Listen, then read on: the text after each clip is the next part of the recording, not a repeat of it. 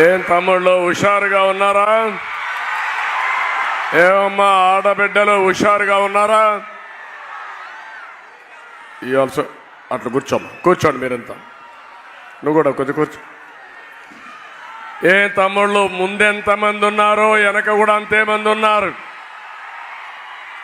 చాలా సార్లు విజయనగరానికి వచ్చాను కానీ నా జీవితంలో ఎప్పుడూ చూడని స్పందన.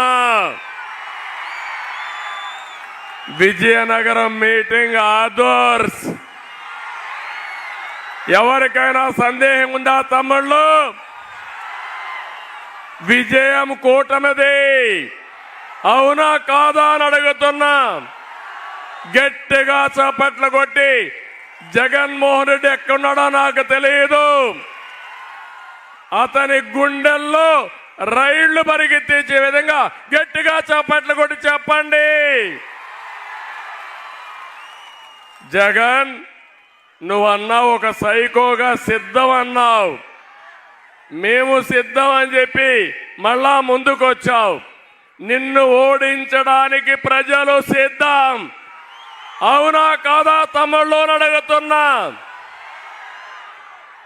జగన్ మీటింగులు వెలవెల, మన మీటింగులు కళకళ.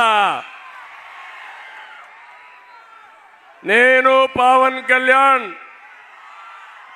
కేంద్రం నరేంద్ర మోడీ, మాది సూపర్ హిట్. ఈ కాంబినేషన్ ఎక్కడా లేదని మరొకసారి మీ అందరికీ విజ్ఞప్తి చేస్తున్నా. ఏదైనా మంచి జరగాలంటే ఈ నాయకత్వానికే సాధ్యం. ఈ రోజుటి వరకు మా నాడు నామినేషన్లు వేశారు.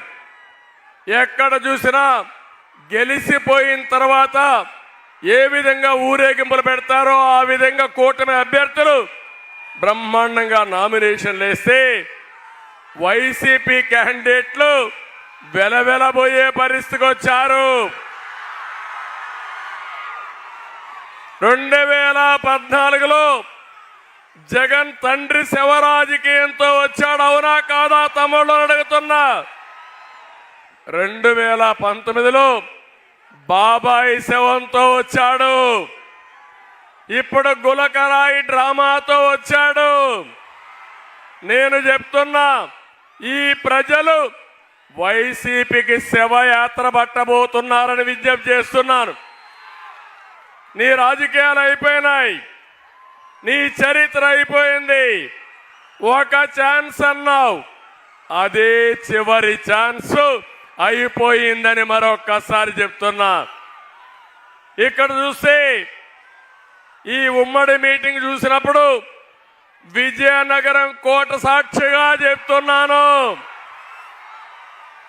గవర్నమెంట్ ఫామ్ చేస్తున్నాం, కూటమిదే ప్రభుత్వం.